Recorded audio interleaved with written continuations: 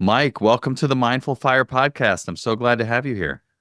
Yeah, it's great to be here, Adam. Thanks for having me. Yeah, I've been looking forward to this one for a while and excited to talk about coaching yourself up. And before we get into what that means and how we can all start to coach ourselves more to live the life that we want, I'd love to hear a little bit about you, your journey, and what you're up to in the world.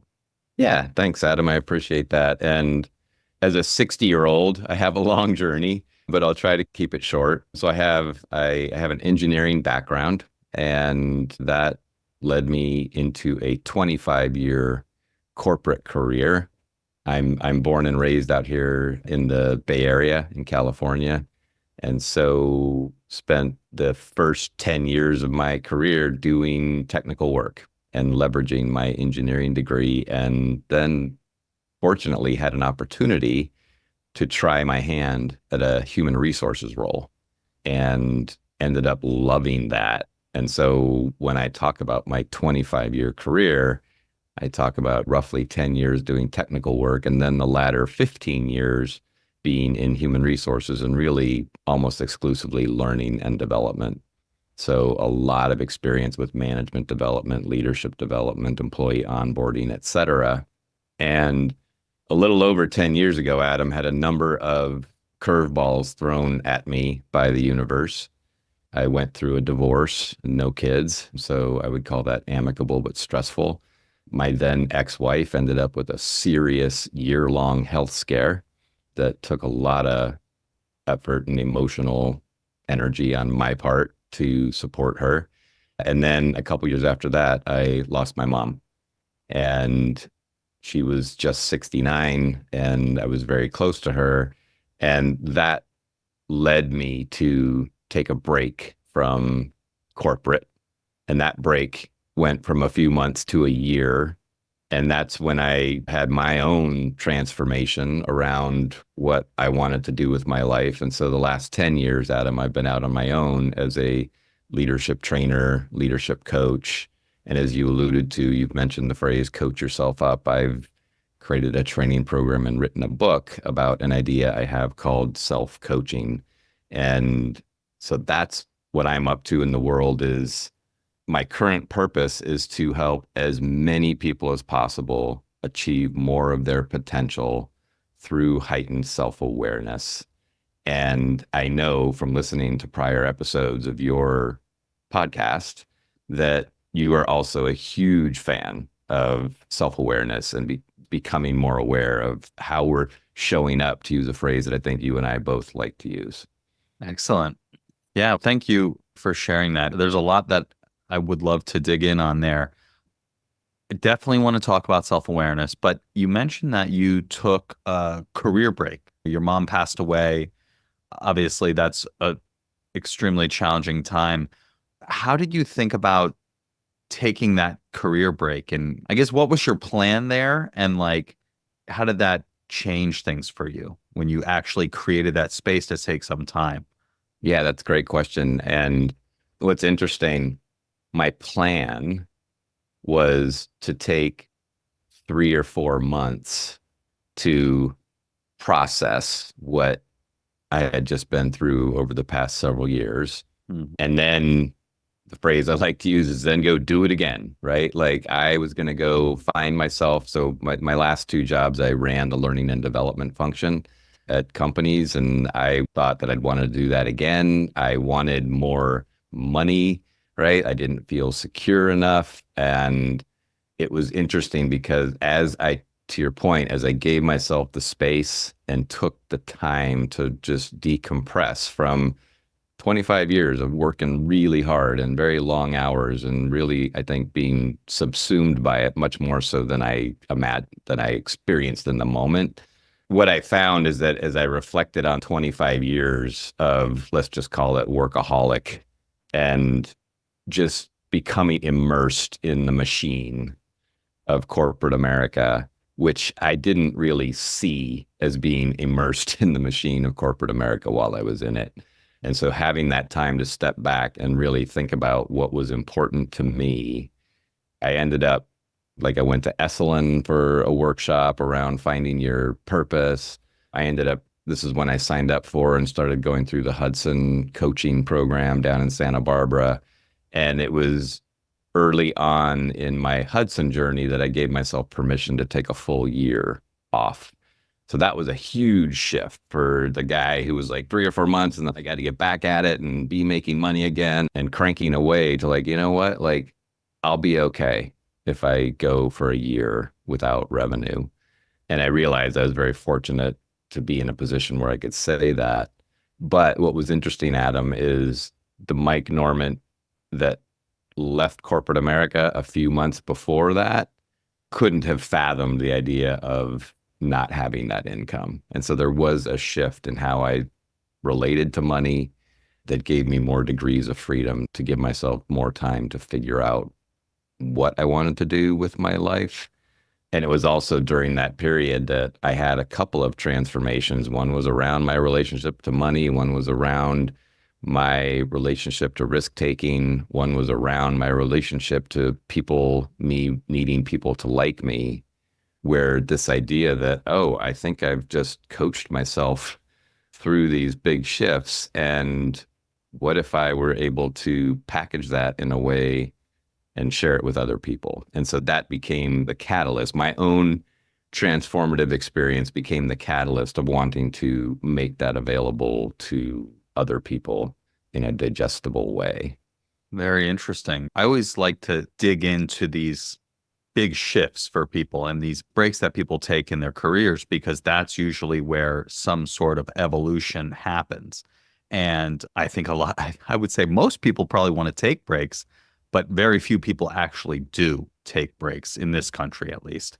And Hmm. so I actually had a conversation with a woman named Katrina McGee, who that is what she does. She helps people take career breaks.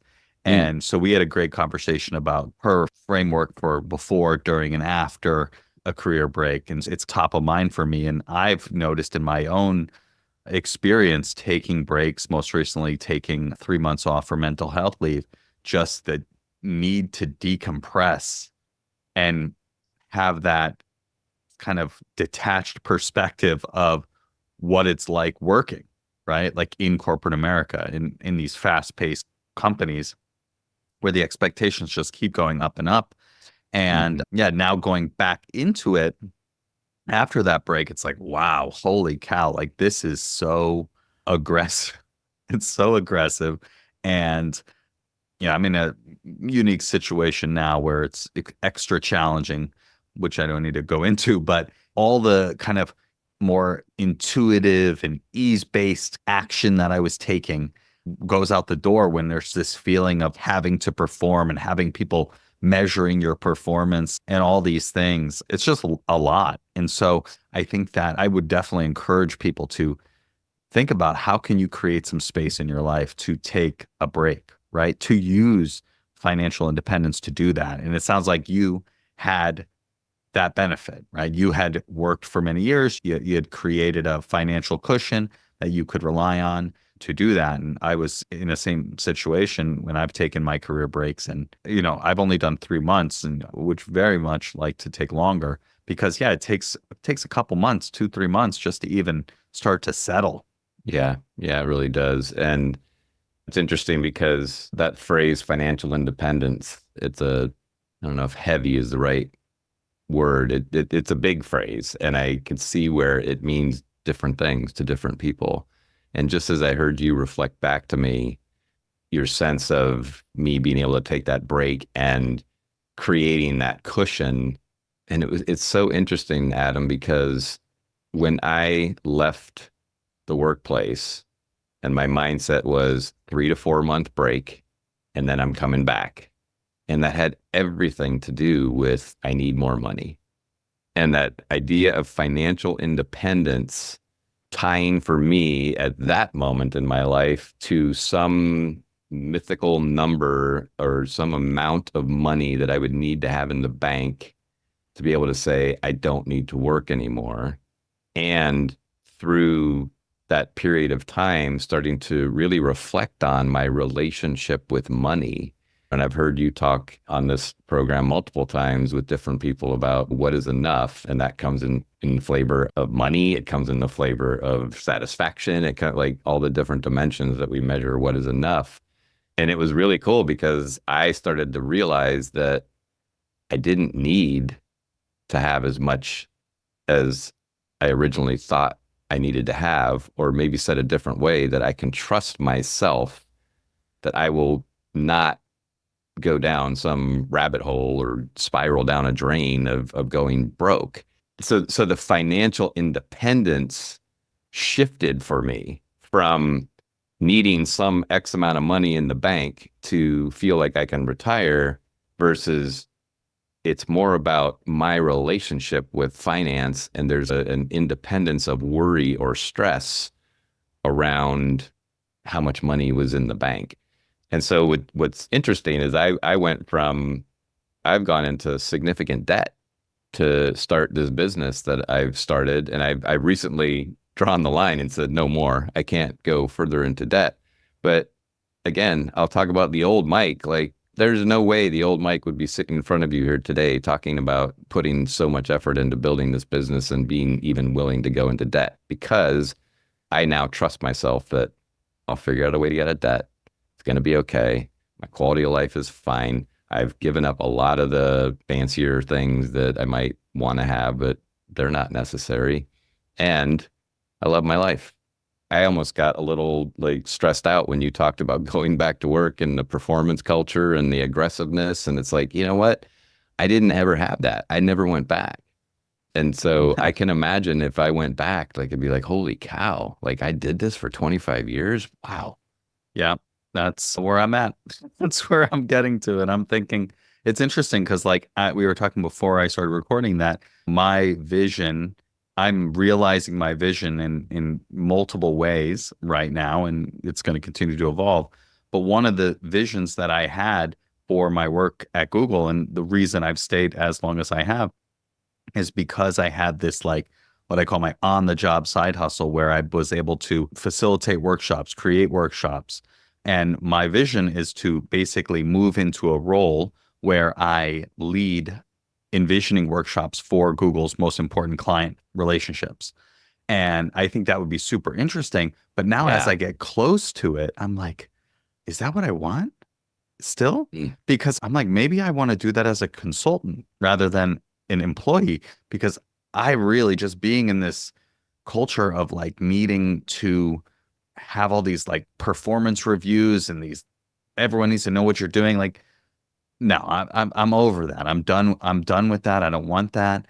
Maybe it's still valuable as a means to an end, right? Like to plant the seeds, so to speak, and to lay the foundation, to mix metaphors, of this Mhm. business that I want to create later on. It might be a stepping stone, but it just feels so exhausting to have to deal with all of that all the time. And I'd rather just have one client, or have a client and deliver for that client. And if they're happy, they hire me again. If they're not happy, they don't hire me again, rather than having to like do the monkey dance for some system that is designed to extract the maximum value from every person in it. It just feels Yeah. exhausting. Yeah. So it's cool to hear how you had that realization that you have enough, and more importantly, that you can trust yourself to make the money that you need to support your life and to be resourceful no matter what life throws your way. I think that is a really important realization, and brings us back to self-awareness. As you said, I am a huge proponent of self-awareness. I think it's really the foundation for all growth. Yeah. And so I would be interested to have you explain how you think about self-awareness and how it relates to coaching yourself. So for me, and in fact, maybe I'll share a story. So during that gap year that we've been talking about that I took, that turned into a gap year. I did not take a gap year. I took a few months, and then that turned into, hey, I could take more time. One of the things that I found, and I know from hearing various conversations from you, that you've always had this entrepreneurial itch, right? And so I would say the exact opposite. I loved having a corporate job. I loved the security of the paycheck. I loved having a boss to tell me what to do. Like, and again, I don't know that I'm that rare, but that was how I was wired. And so I met bunches of people along the way. It was like, oh, I can't wait to work for myself someday. And I was always like, no, not me. I'm good. Like that paycheck coming in is just fantastic. And so as I was in my time off between jobs, started to contemplate this notion of going out on my own and just had almost 50 years of lived experience that was telling me, no, way too risky. You got to find your own work. It's like, it's too hard. And with that, I mentioned I went to this workshop, Esalen, with a woman talking about finding your purpose. And I had a really long conversation with her about that, yeah, I wanted to raise self-awareness in the world and yet not a risk taker, right? I'm very comfortable with, and this woman looked at me and she said, you know, that's a story. So there I am, 47 years old, having run the learning and development function multiple times. I facilitate Myers-Briggs workshops. Like I'm a pretty self-aware dude. And this woman tells me that's a story. And I looked at her and I'm like, you're freaking nuts, right? Like, I don't know what you're talking about. I know me. This is how I'm wired. I don't take risks. She left me some questions to ponder. And over the course of, I'd say, a number of weeks, I started to think, like, what if that's just a story? What if I made that up? And that started opening the door. And so the jump to the end version is over a couple of months, I essentially decided that when something risky came up, I would no longer just default to no, Mike doesn't do risk, to pause, let me look at this risk. Does it serve my purpose? If so, go for it.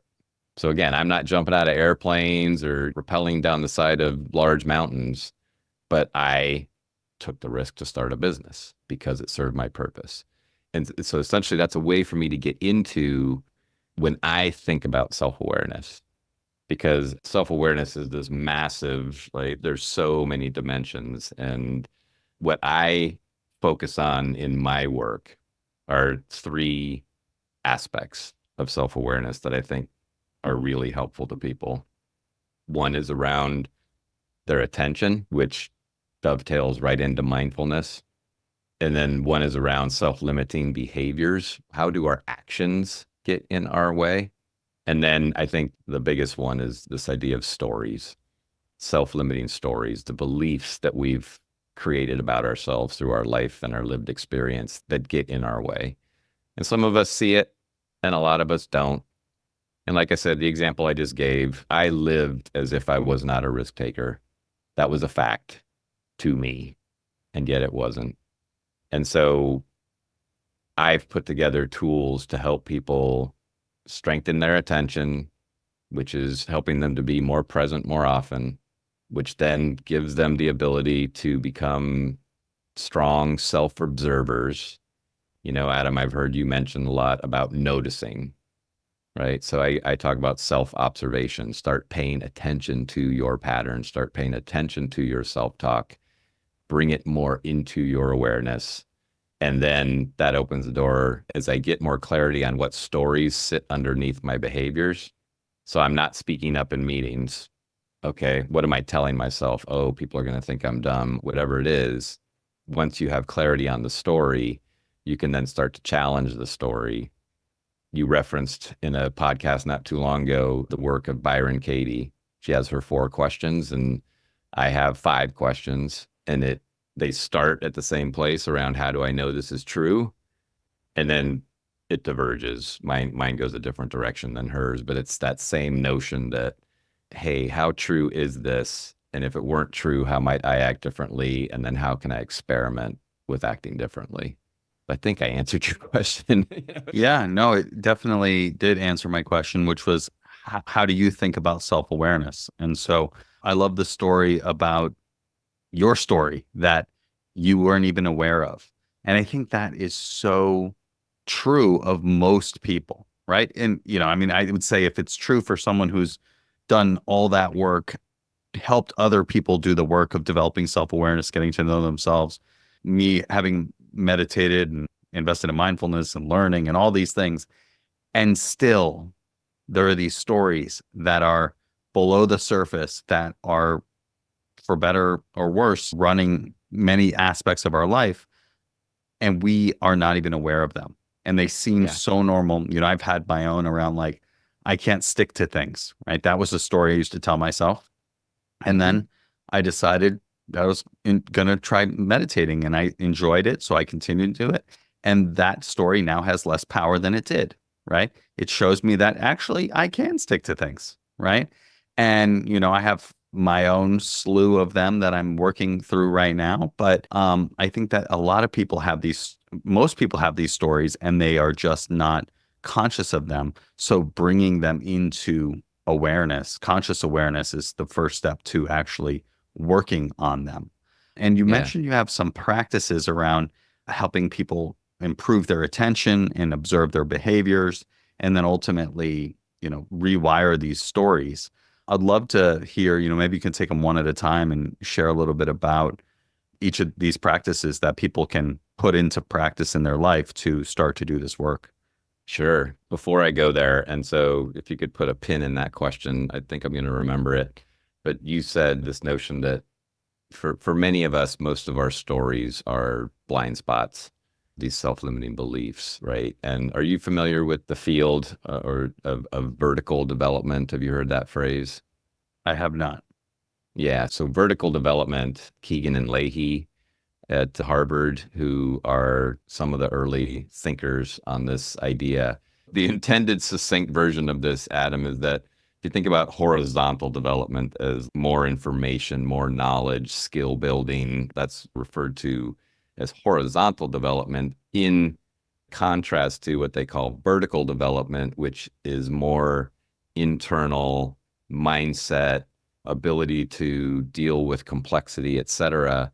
And one of the cool things, and it's a little technical, but I'll just say it this way, is they talk about subject object theory. And so, just using as an example, my story that I'm not a risk taker, I was subject to that story. I lived that story. And the idea of shifting, vertically growing to the point where I can see that story that I think is me, it's an object that I can hold in my hand and look at and say, oh, that's interesting. Where'd that come from? How did that manifest in your life? And all of a sudden it changes. And so for me, Adam, that shift was transformational in just how I experienced my life and the world. All of a sudden, you start to see that everything's story. And I can't tell you, Adam, how many times a day I'll say to my partner, Ellen, so this is what happened, and here's the story I made up about that. I'm a walking, I know I'm making up stories, and I make that visible to other people. And of course, I still get trapped in my stories at times. So anyway, just wanted to say that. Now, going back to your question about these three different areas and ideas on them, strengthening intention. So I have a three-step model called the self-coaching path. I'm an engineer. Got to have a process. Got to have a path. 3 steps. Check, check, check. And the first step is strengthening attention. And I learned some really cool ideas about attention from a self-awareness teacher that has given me carte blanche to propagate his teachings into the world. And in the interest of time, I won't do the experiential piece, but let's just say there's a very cool idea of through some exercises, you can start to see that our attention is dynamic and it's always moving around. So even the listeners right now who are listening to us with an intention to focus all of their attention on us, maybe they might be purposefully multitasking. But even if they're not, even if they're intending to listen to this, thoughts pop up. Oh, what are we having for dinner? Like, oh, I have to get back to Jim about that deliverable. So our attention is bouncing around both externally and internally. And there's this idea of the geography of attention. that says our attention moves in and through three places. It can be in our body, it can be in the world, or more accurately, your world as experienced through your five senses, or in your mind, and you're in thought. Just having that geography can be so helpful. It's sort of like seeing your stories. It's almost like seeing your attention in a brand new way. All of a sudden, I'm more aware when my attention is somewhere other than where I want it to be. And especially in our heads, because that's where we can easily be sitting in a meeting thinking 1,000 different thoughts about other things and not necessarily even recognizing that we're thinking 1,000 thoughts about different things. And so starting to be aware, like, oh, I'm in my head thinking about other stuff. Let me come back to the meeting. It's very similar to a meditation practice of coming back to the breath, right? Which is a bodily sensation. That's a body focus. So there's these three places, geographical places, the body, the mind, and our world, our external world, that the mind could go to when it's not where we intend it to be. And so when we notice that our mind has wandered, it's in one of those three places. And that gives us the ability to say, oh, it's in my body. Let me bring it back. And I tend to use the word attention versus mind because I think for a lot of people, mind is the thought piece. But yes, and I've heard you say, and I've said many times, attention defines your reality, right? Our attention is what drives our experience. And of course, our stories drive our reality as well. But so the idea, Adam, with that, so as I learn to more effectively, and oh, by the way, another big aspect of that I preach, maybe is a little strong, but is the power of being present. And so what's cool about that geography is the only time you can be in your body or your world is in the present moment, right? You can't be in your world at any other time than now. It's like, oh, but I just watched this TV show. Yeah, now you're in your mind thinking about the TV show that you watched. It's not what you're seeing now, right, with your eyes. So now people will hear like, oh, how do I get more present? I can use this geography as a way like, oh, bring my attention to my body, bring my attention to my world, get present. So if you're in conversation with somebody like we are, this is my world, right? I'm choosing to place my attention on you in this conversation. So that in terms of your three geographical places would be my world. More specifically, it's your seeing and your hearing that are intending to focus on me. That's your world, right? And I guess I could also be talking with you and then something else in my world could distract me, right? Absolutely. So I could get a ping on this other screen that distracts me from our conversation. Now my attention is split or directed over there, and I can become aware of that and bring it back.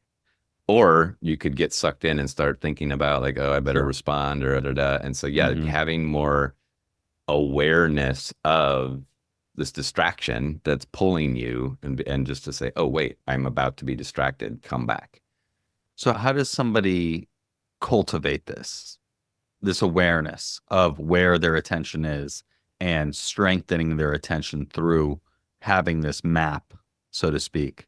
Like, what's the practice, right? I mean, this is what you're describing is mindfulness is very much related to this, right? A kind, curious awareness of what's going on in your internal world, your body, your mind, and your external environment is how I define it. And so I know how to cultivate mindfulness through practices like focused attention. Is it the same, or are there other practices that you find useful in kind of strengthening the attention? I think it's mostly the same, Adam. One of the practices I have in my program is I call it 5 minutes per day. And it's 5 minutes per day.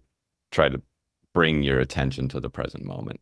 And I encourage people who have a meditation practice to add these 5 minutes per day on top of that. You will be surprised if you haven't done this kind of work to learn how hard it is to do 5 minutes. And so I said, even if you get like 20 or 30 seconds at a clip of being really in the moment and then getting distracted and be like, okay, it's cool, but try to get that 5 cumulative minutes a day, like a meditation practice. For many people, it just starts to become a little more of a habit, as we've talked about earlier, right? Like, okay, do I spend 24 hours a day entirely focused on where my attention is? Absolutely not. We don't manage our attention so that we're going to be perfect at managing our attention. We practice managing our attention so we get better at it. And it's like all these things, it's a lifetime practice. So that's one practice. Another one I have is pick one or two or three conversations or meetings and really set an intention as you go into that to really be present with the other person and be kind to yourself when at the 3 or 4 or 7 minute mark, when it's like, I can't, like, so just let it go. But it's this intention of starting to try to use it more often and in more places. And then over time, your new neural pathways start to kick in and like, oh, like I can do this for 30 seconds now instead of 20, and just slowly strengthen those muscles, right? It's going to the gym. You're strengthening your Absolutely. brain muscles on this. Absolutely. Yeah. I think it's so important to realize that this is not the default way that our minds work. Our minds are meant creating thoughts all the time, right? So our attention is bouncing around from thing to thing. And this is a practice of cultivating presence and focused attention. And just like anything else, at first it's going to be extremely hard. I think what helps me the most is knowing that it's going to be hard and that the mind is going to wander. Your attention is going to wander, and to expect that. And then to Right. be kind when it happens. And as you do it more and more, it's going to become easier and easier, just like every other skill that you've built in your life. I think that's really helpful. Yeah. And so right now that I have some new information around managing my attention and I'm starting to think about mind body world and how that works. So now I'm going to step into step 2 of the self-coaching path, which is observing oneself. I used the example earlier. I'll just keep pulling the thread, right? On somebody doesn't speak up in meetings and they're getting feedback like, hey, we're concerned you're not contributing and people are wondering whether you're engaged. Or I joke that I call it the New Year's resolution approach to change, which would be the like, dude, just start speaking up in meetings. Just do it. Like, what could be so hard? It's like, no, it might even work for a week or two. But one of my mantras is you have to do the inner work to make a lasting outer change. And so instead of diving in and starting to speak up more, it's now let's put some energy on paying attention to yourself in those moments when you're sitting in a meeting and you're not saying anything. And I don't know if you've ever had that for you, Adam, but for a lot of people, it's very clear when they have something they'd like to say, but they hold back. It's like, I'm going to hold back. I'm not going to say anything, whatever. And so it's in those moments, what's going on for you. And now this is tricky because you still want to be in the meeting, right? So you are splitting your attention a little bit. Most of the time, that self-talk, it just is, right? We're subject to it and starting to look at it as an object. Like, what am I telling myself? Oh, people are going to think I'm dumb. Oh, if people don't like what I say, then maybe they won't like me anymore. If like whatever it is, because again, I could have 10 people who aren't speaking up in meetings, and there's 10 different things going on for those 10 different people. That's where they need to do their work on the personal thing that's getting in their way. And so it's paying attention to what the stories are you're telling yourself, the self-talk. It's paying attention to feelings, and it's also looking for triggers. And so as I start to spend a little time with that, and some people, Adam, you'll say, so do you know what the story is? And they'll say, yeah, I know exactly what the story is, right? Some people know this. Other people it's a brand new, like, I don't know, like, this is really interesting. Let me pay attention and learn. And so then the third step, what I call being responsible, response hyphen able, the ability to choose a response instead of reacting. We know that coaches ask their clients challenging questions. As I alluded to earlier, I have a set of questions that people can use to challenge their own thinking, to challenge their own stories that they have about themselves. And without going through the whole list, one of those questions in there, first of all, as we said, it starts around how true is this? I talk about the difference between capital T objective truth and small t, subjective truth. Because to us, they're true, but is it true? Capital T, true. And as we get more comfortable starting to realize that maybe these things aren't as true as we think they are, there's a question there like, if you didn't believe this were true, how might you act differently? And in the case we're talking about, sometimes I'd speak up more. Okay. And then the final question of the five is, how will you experiment with acting differently? There's a couple of key things I'd highlight there. One is it's action oriented. It's not will you act, it's how will you experiment with acting differently? And then a key word in there is experiment. And I'm guessing you use this word or concept in your work, right? But if I'm holding something as an experiment, a scientist does an experiment, there's never a failure. It reveals new information. So if I'm going to start trying to speak up in meetings, if I'm holding it as anything other than an experiment, it could be very easy if something goes sideways for me to consider it a failure or, whatever it is. Whereas if it's an experiment, what can I learn from this?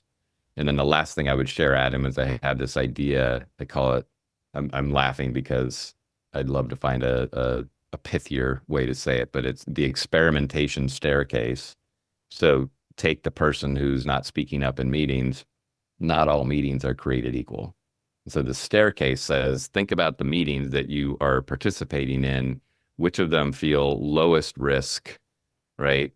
Medium risk, high risk. Like if you're going to start speaking up in meetings, don't choose the meeting that you have next week with the CEO and all the bosses in the room.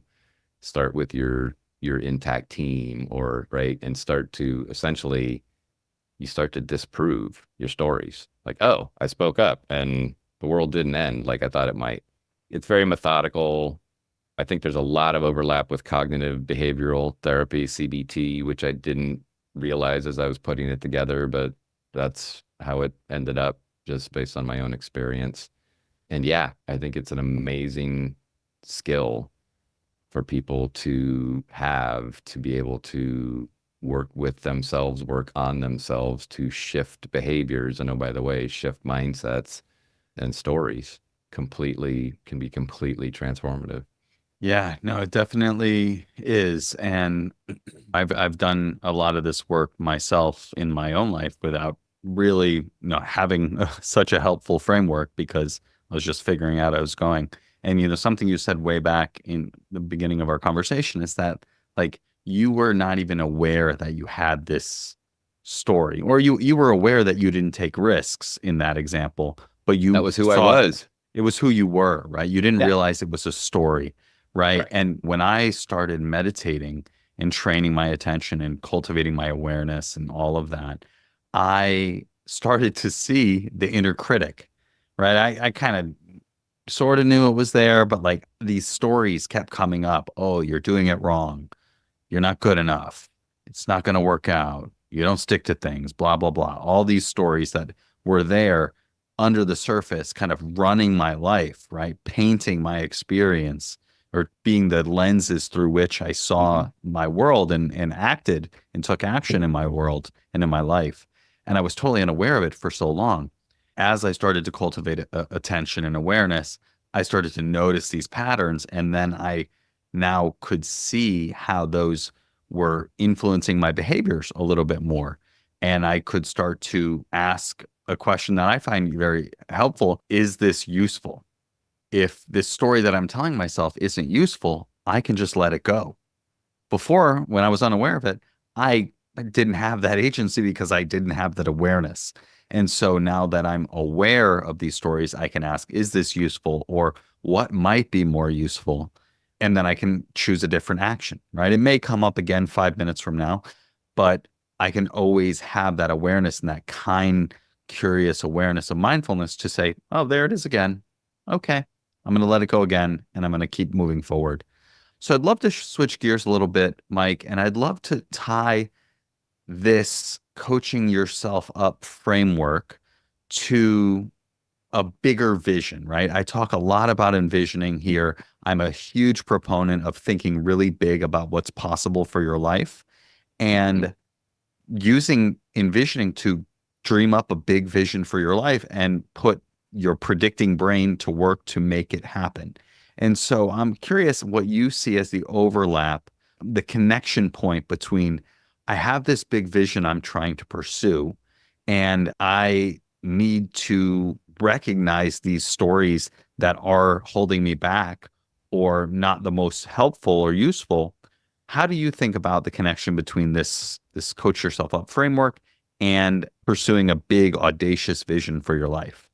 Yeah, that's great. And, as I was getting ready for this conversation, Adam, I was thinking about that. And what dawned on me is that when I think about your work, and you just mentioned, you're helping people create these audacious vision for what they're hoping to implement in their life and the kind of life they want to live and what that looks like and what it feels like, et cetera. And I realized it's like, you know what? Like we're doing a lot of similar things. It's just the way I would say is you're working more at a macro scale. And my self-coaching approach, I think, is more in the micro. And I don't want to be dismissive of it by labeling it that way. But if I am working with Adam and he has me thinking these big visions about what I want to do, I'm confident that there are going to be lots of little things in your behavior you will get in your own way. And those self-limiting behaviors and self-limiting stories can be limiting, if not completely crushing. And so the self-coaching gives one approach for working through each of those obstacles that is between you and that big vision. So I think that's where I would make the connection, if that makes sense. Got it. Yeah. So, there are things that are going to come up on your path as you're pursuing it that you're going to start to notice, like, oh, I keep having this story about I can't do hard things Can't or take I risk. Yeah, can't take risk, right? Like I want to be an entrepreneur, but I can't take risks. So those things as they come up again and again as patterns, then you can start to explore them using this framework. correct. Got it. Absolutely. Yeah. In fact, the more I've thought about it, the more it feels almost hand in glove a little bit. It's like, yeah, you're trying to make these big overarching changes in your life. And in order to do that, you're going to need to make multiple changes in your life around behavior and mindset, et cetera, that will open the door for you to have this bigger achievement. Okay. Very cool. Yeah, I like how succinct it is. I like how practical it is. And yeah, I think that it's super useful for anyone looking to work on themselves, especially in particular unhelpful beliefs that they might be holding, that they realize they're not helpful. They can start to use this to address them and work on them. Yeah. And it's interesting, Adam, because it's been really tricky to figure out how to tell people who many of them are unaware of the impact of these self-limiting beliefs or even the existence of self-limiting beliefs and try to say, hey, getting over your self-limiting beliefs is going to be really powerful. And I think a lot of people go, well, I don't have any. I'm Hmm. just not a risk taker. And so I've been playing with this idea. They say that when Henry Ford was, and I know that name carries a lot of baggage now, but when the automobile was first coming online, there was nobody in the market that said, I'd love to have a car, right? Mm. I'd love to have a faster horse. And I feel like what you and I are offering is a car where most people are thinking they need a faster horse. Mm. So I've just been playing with how to help more people actually internalize or understand how powerful this idea of shifting from I am my stories to I can examine my stories and challenge them and shift how I experience my world. It's such a big deal and again hard to just the idea of a more self-aware world where people were all walking around understanding that they're making up stories all the time and articulating that, like it would be an amazing thing. I think that it's certainly Hmm. happening. There's more and more people aware of there's more people meditating because there's things like Headspace and Calm and these apps that are reaching millions of people. And so I think that is the gateway where it's like, oh, you start to, I describe that our minds are like a snow globe that we're constantly shaking up and agitating. And mindfulness is like setting the snow globe down on the table, allowing the snow to settle and seeing more clearly what's inside. As more and more people do that and try that, and there is going to be more appetite for this type of thing. And I think also that there's just more people looking to perform better, right? Like whether it be Yeah. productivity stuff or whatever, Yeah. like it's all related, self-development, things like that. I think that's continuing to grow. And so there's going to be more and more need for this type of thing. And I want to say one thing. You mentioned the word gateway, and that's how I see myself. I see myself as a gateway to self-awareness. And I've had, you know how our culture works, right? It's like, okay, you've got package A. Now, how are you going to get them to package B and package C? And I've just said, nope, I'm package A guy. That's my calling, is to Interesting. open the door for people. And then when they say, what's next, is like, there's Adam, there's 1,000 nexts, right? Like there's a whole bunch of people who are doing really deep, awesome work in various spaces of personal growth and finding your path and all that good stuff. But so I love the idea of gateway, and that's where I stand firmly planted. That in itself is self-awareness, right? Like that Yeah. for you, right? Yes, So cool. Let's shift gears now into the Mindful Fire Final Four. Are you ready? I am. Bring it. All right. So we've talked a little bit about it just now, but I'd love for you to share your big vision for bringing more self-awareness into the world. And I know before we started recording, you were talking about some of the ways you're thinking about doing that.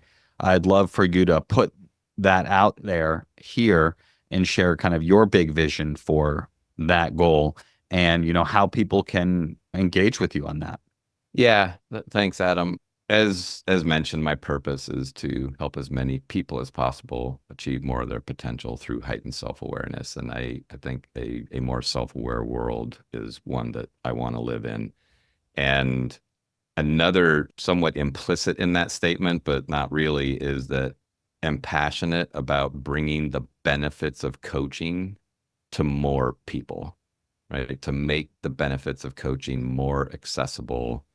And so one place that happens is I have a training program, right? It's a 6-week program. There's an online version, there's a cohort version, but going after the B2B space, right? Like how many thousands of people work inside corporations from training, although Search Inside Yourself is a great example that is going after the employee as opposed to just managers and above. And so I'm really big on, hey, let's build a coaching culture. Let's build a more conscious culture. Let's help more of our employees have access to these tools. So that's one avenue.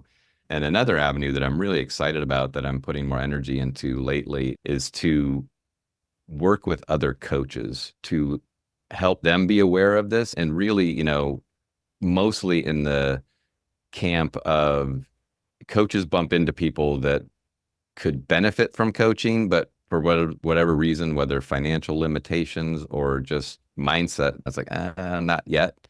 But just to have something at a lower price point that they can offer to clients that, again, I don't see self-coaching replacing the value of coaching and working with a coach. I do see it augmenting it significantly, whether it's before you work with a coach, this will make you a much better coachee. And for some people, you'll never have the luxury of working with a coach, and this is so much better than nothing. And yeah, my website is the place to go. So coachyourselfup.com is where people would find out more about that. There's a resources page with some handouts. I've got a thing that lists all these common self-limiting behaviors so people can see, like, what are they talking about, and do any of those look like me? You can download the first chapter of my book. If anybody who's listening is interested in learning more or just jumping into my program, please send me an email through my website and mention this podcast, and I'll give a coupon for a significant discount. Great. That's wonderful to hear. And yeah, I think that there's a lot to both of those avenues, both the making it available for employees, right? I've been a longtime facilitator of Search Inside Yourself. I've lived and seen the benefits of that work, and the foundation of that is also self-awareness. So I think that there's a lot of benefit in that area. And then, of course, as you mentioned, coaching is very much building on self-awareness. And so I think it's a perfect precursor or complement. And as you said, not everyone's going to be able to afford working with a coach or have the situation where that would make sense in some scenarios. So this is Hmm. a tool that they can use to help themselves over and through some difficult things that will help them unlock their potential. So I love that. Yeah. So the second question, Mike, is what piece of advice would you give to someone early on their path to financial independence? My answer is not going to surprise you or any of your listeners, which is invest in personal growth, invest in developing your self-awareness. One of your recent guests said it beautifully, like you are your biggest asset. And again, my lived experience, Adam, I think your lived experience is that becoming more self-aware around our patterns and how we're showing up and learning how to show up differently. And in fact, it is a form of envisioning. You've got the envision, the big thing. I've got the let me envision starting to take some risks, right? And so again, self-awareness, invest in yourself, personal growth, begin or continue your lifelong journey in that regard. Yeah, I think that's huge. That is something that for the longest time I didn't even consider because I didn't want to spend money on anything. And it's not even just money, right? It's Right. time, energy, Yep. knowledge, relationships, right? All of these domains help us grow in terms of our self-awareness. And so just having that as an intention. And I was just thinking last night or the night before that, like, I think that is for me, some things that have been challenging are like investing in my healthy habits, right?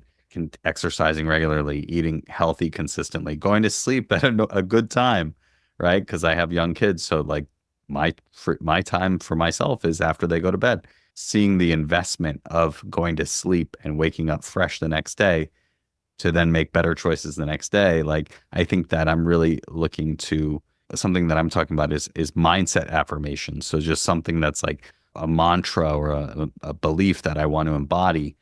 Keeping that top of mind is just seeing myself and my body as an investment, just like I would invest money in the stock market. So that's something that's Mhm. been top of mind for me as well. So Yeah. totally agree.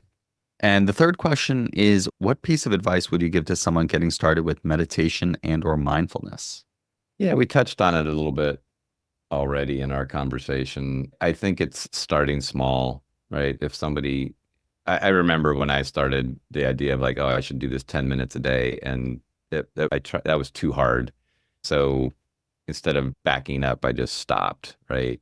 And so for me, it was make, start with a reasonable goal. So for me, it was, I'm going to meditate a couple days a week for 5 minutes.